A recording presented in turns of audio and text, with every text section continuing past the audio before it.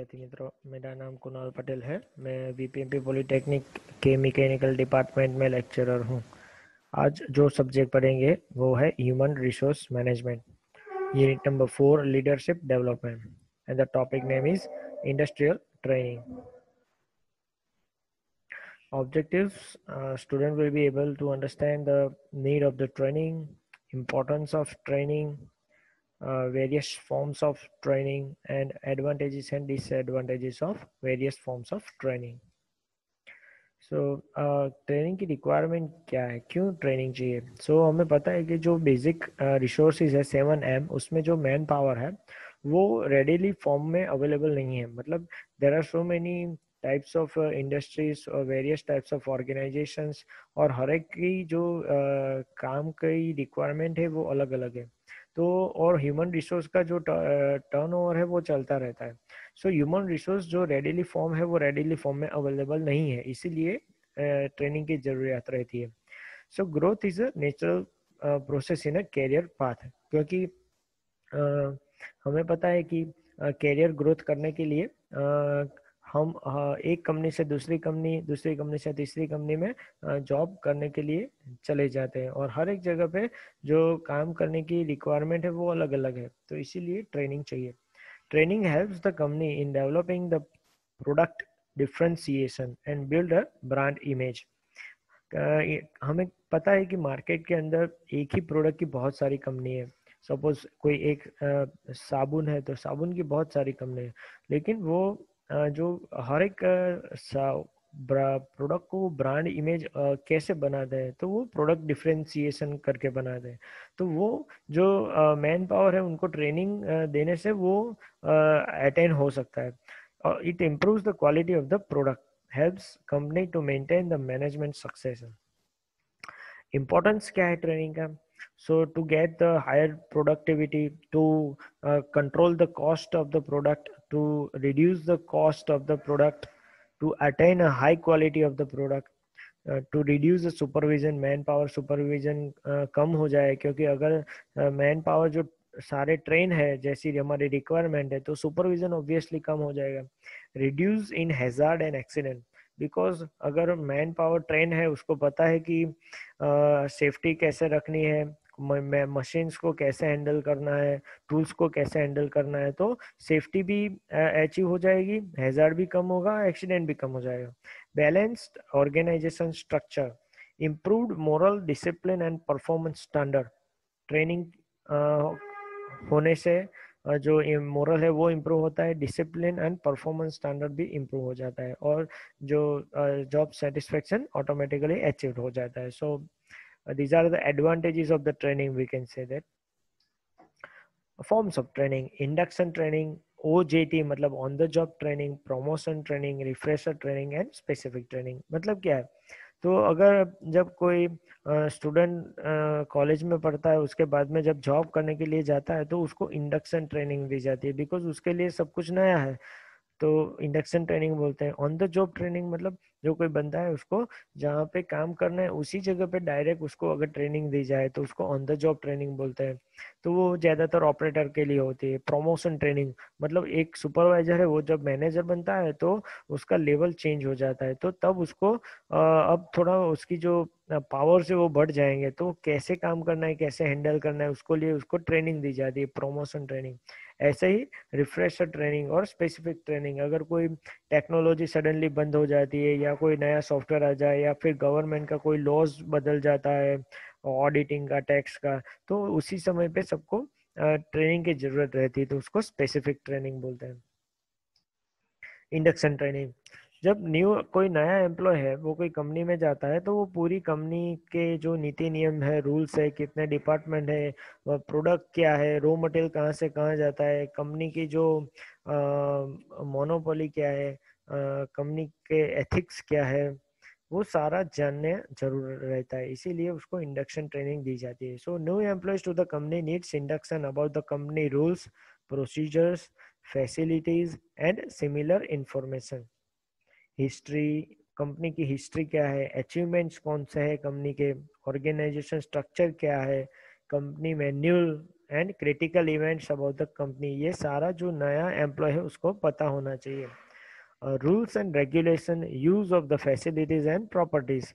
So okay, on the job training, simple and popular method use for operator. तो ये जो lower level staff है, जो operator है, जिनको मशीन के ऊपर काम करना पड़ता है या मशीन के साथ काम करना है, तो उसको ऑन द जॉब ट्रेनिंग दी जाती है ज़्यादातर. New employ who is going to operate company machine और existing employ who required to operate a new machine, तो उनको भी ये ऑन द जॉब ट्रेनिंग दी जाती है. अगर सडनली टेक्नोलॉजी चेंज हो जाती है या फिर कंपनी में पुराने मशीन थे और उसकी जगह पे अब नया लेटेस्ट टेक्नोलॉजी मशीन आ गया है, तो भी उसको चलाने के लिए ट्रेनिंग दी जाती है.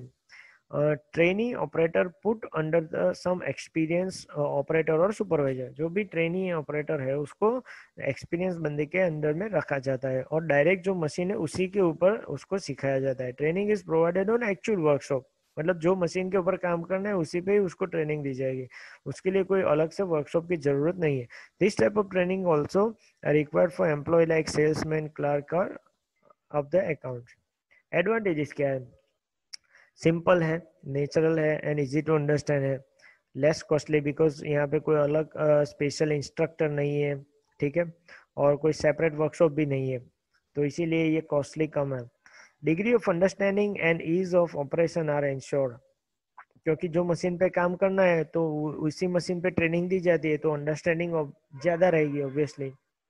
As training to be placed, effort for job placement related induction. As trainee to be placed, जो ट्रेनिंग सेपरेट एफर्ट कोई नहीं दिया जाएगा, क्योंकि वही मशीन पे वो काम करते हैं, सो अलग से कोई देने की जरूरत नहीं है. डिसएडवांटेजेस क्या है? So disturb the regular schedule of the operator और disturb the regular production flow. क्योंकि जो मशीन पे काम कर सीख रहा है वही मशीन से प्रोडक्शन लेना है, तो ऑपरेटर भी बीच बीच में उसको सिखाने के लिए डिस्टर्ब होगा और जो प्रोडक्शन फ्लो है वो भी बीच बीच में स्टॉप होगा, तो वो एक प्रॉब्लमेटिक है. Communication distorted due to the noisy environment. जो मशीन पे काम करना है वहीं पे ट्रेनिंग दी जाती है, तो सो कम्युनिकेशन में प्रॉब्लम रहेगा. कई बार नॉइजी इतना होता है तो ऑपरेटर जो चीज बता रहा है वो शायद जो ट्रेनी है उसे पता ना भी चले. An operator may not be a good trainer. जो ऑपरेटर है, ऐसा होता है कि अगर कोई साइंटिस्ट है उनको बहुत सारा नॉलेज है लेकिन वो सिखाने में इतना एफिशिएंट नहीं भी है, वो टेक्निक जो सिखाने के लिए चाहिए वो ना भी हो, तो ऐसा ही एक ऑपरेटर है, उसको मशीन का पूरा नॉलेज है, चलाने को भी उसको आता है, लेकिन वो सिखाने की स्किल है वो शायद ना भी हो उसमें. Deteriorates the quality of the production. ठीक है. Operator tend to escape from the duties by assigning his work to the trainee. Sometimes क्या होता है कि जो ऑपरेटर है वो अपने काम में से वहां से छटकने के लिए जो भी ट्रेनी है उसको काम सौंप के वो यहाँ वहाँ चला जाता है, तो ये प्रॉब्लम होता है. Create a chances of breakdown. क्योंकि जो एक्चुअल मशीन है उसी ऊपर ट्रेनिंग दी जाती है और ट्रेनी को ये मशीन नहीं आता, तो कई बार ब्रेकडाउन भी हो जाता है, कॉस्टली मशीन भी होता है. So not suitable for the complex machine. Complex machine में ये सुटेबल नहीं है. Vestibule training. Trainees are train in separate training workshop. तो यहाँ पे क्या है कि जो ट्रेनी है उसको एक सेपरेट ट्रेन वर्कशॉप उनके लिए बनाया जाता है. मतलब जैसा उनका जो एक्चुअल वर्कशॉप है, वो एक्चुअल वर्कशॉप में जैसे मशीन है वैसे ही डमी मशीन या लो क्वालिटी मशीन जो है वो यहाँ वर्कशॉप में रखे जाते हैं और वहाँ पे स्पेशल एक इंस्ट्रक्टर होते हैं जो पूरा नॉलेजेबल है और वो उनको सिखाएंगे. तो ऐसा एक अलग से वर्कशॉप है उनका पूरा. So company establishes a separate training workshop and qualified trainer instructor and appointed for the giving the training. Along with the machines and tools, all other training equipment and facility are provided in the vestibule training, like covered classroom, overhead projector, board, benches, audio visual equipments, etc. मतलब जो imagination है उसके लिए जो device चाहिए वो सारे device बना के एक अत्याधुनिक एक क्लासरूम बनाया जाएगा और साथ में इक्विपमेंट्स भी होंगे. सो एडवांटेजेस क्या है? So compare to OJT efficiency and effectiveness of the training is more. क्यों? क्योंकि यहाँ पे एक सेपरेट वर्कशॉप है, तो और पूरा ऑडियो विजुअल के साथ उसको पूरा फंडामेंटल सिखाया जाएगा। So separate training class environment will with teaching aids, separate dummy workshop, qualified train instructor gives the training. So उसको थोड़ा ज्यादा नॉलेज होगा। Like apprentice trainee has not to work, he has to get training only. यहाँ पे कोई काम नहीं करना है, उनको पूरा टाइम सीखने में ही लगाना है। Like on the job training regular machine are not mishandle by the training. यहाँ पे एक्चुअल मशीन नहीं है, यहाँ पे डमी मशीन है या लो क्वांटिटी मशीन है। डिसएडवांटेजेस क्या है? ये मेथड बहुत ही कॉस्टली है, क्योंकि पूरा सेपरेट क्लासरूम बनाना और जो स्पेशल इंस्ट्रक्टर है या ट्रेनर है उसके पीछे सैलरी खर्च करना, ये थोड़ा कॉस्टली हो जाएगा।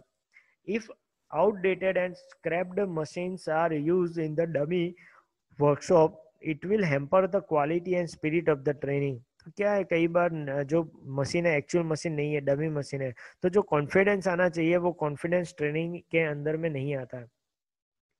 During training costly material are wasted और such output is disposed for off at low price.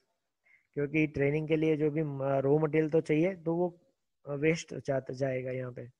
Apprenticeship training, तो popular method of training provided to the new employ. This method is a combination of the OJT and vestibule method.